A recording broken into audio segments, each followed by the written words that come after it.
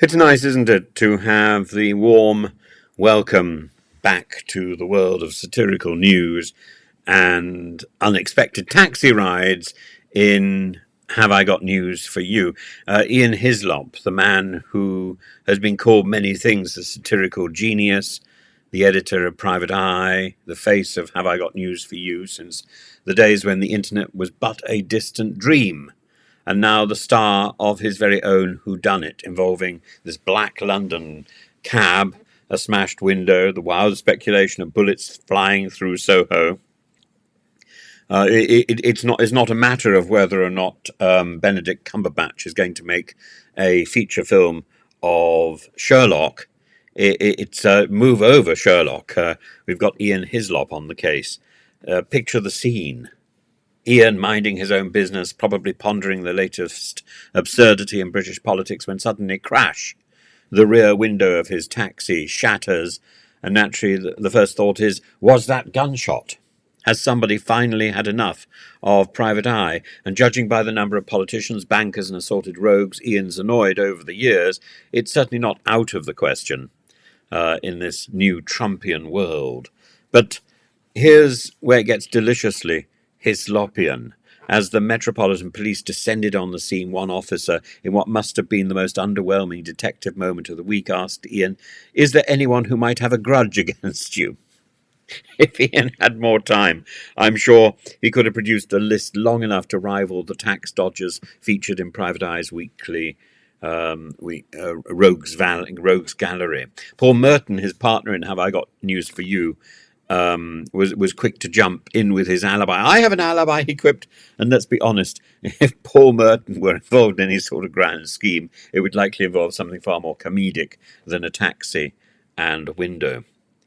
But no, after much investigation, it turns out the shattered window may not have been a result of some disgruntled MP finally snapping. In fact, the police might think it had been an innocent explanation.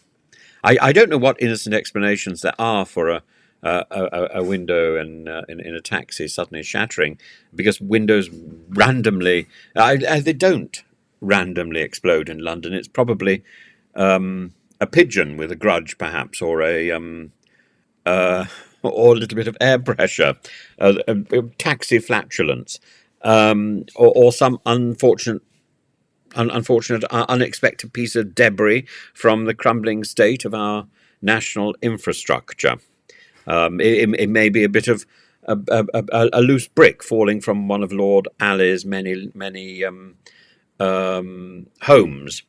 But still, the incident had all the drama you'd expect from a man who's made his career out of poking the establishment in the ribs. And yet, despite this brush with, well, something, Hislop, ever the professional, was back on Have I Got News for You, cracking jokes about it.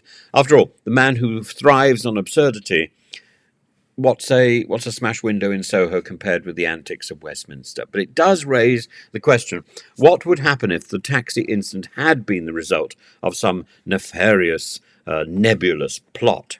Imagine the tabloids. Private Eye editor targeted in bizarre cab hit. The columns practically write themselves. Maybe it would even spawn a new segment on Have I Got News for You? Who tried to shoot Ian this week?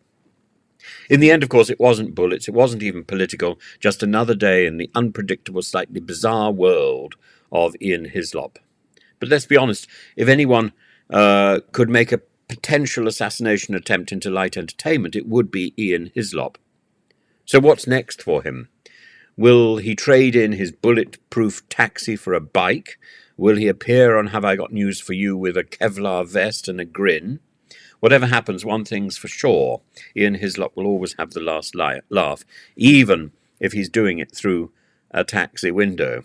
And let's not forget, in the world of Ian Hislop, when life throws bullets, or was it just a stone, you don't get out of the car, you just write another brilliant joke. So, congratulations, really. Political satire is back. And we don't even need Paul Merton to sit there. Well, Ian couldn't be here tonight. Apparently, he was nearly the victim of a non-existent bullet. It's good to have I Got News for You back on the screens again. It makes a change. Oh, I was going to say it makes a change, doesn't it, from Laura Quensberg? But sadly, she's gracing the screens today, but without Boris, which is what she was hoping to have. Boris, the big boy, the person that everyone's sort of interested in a sort of secret way. It's like it's like dipping your finger in honey secretly, and or eating from the biscuit tin without anyone seeing you. Boris, that shady, surreptitious joy.